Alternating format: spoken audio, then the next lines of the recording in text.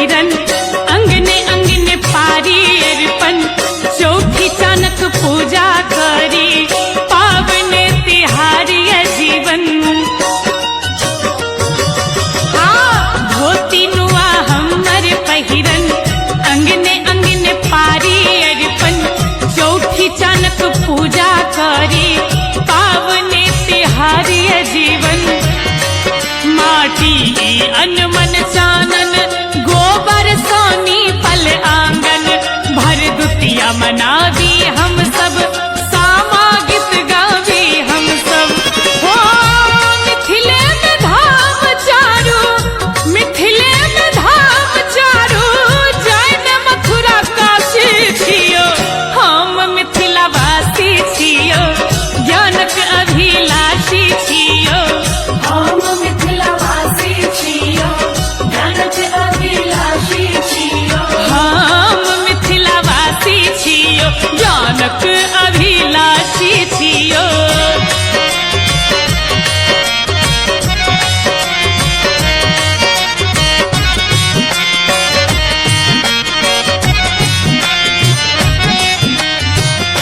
बहैया कमला कोसी मनोरथ ने बड़का पोसी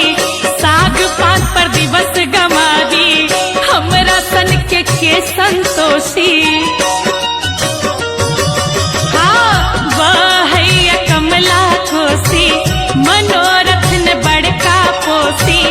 साग पात पर दिवस गमावी हमरा सन के संतोषी लोरिक सलहेस पुरखा हिमालय हमर दुर्गा महादेव जता चाकर बनला सब हक दुख के ओ हरला हो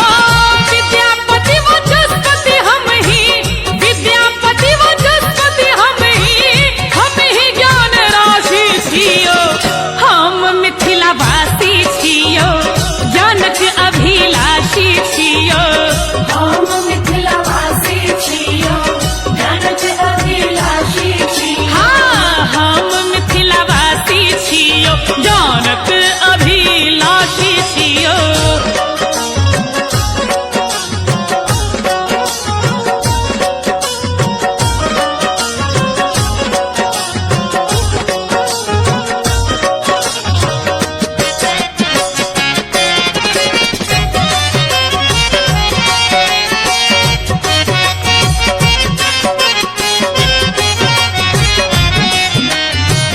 सिया सुकुमारी धिया साँझ देखाबत दिया एता हार गेला शंकर अहम टूट गेलन हुनकर सिया सुकुमारी धिया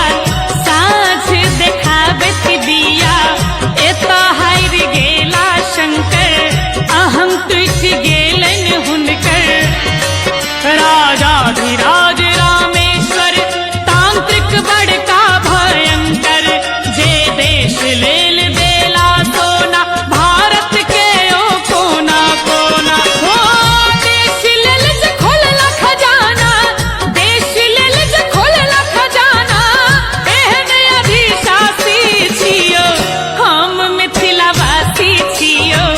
ज्ञानक अभिलाषी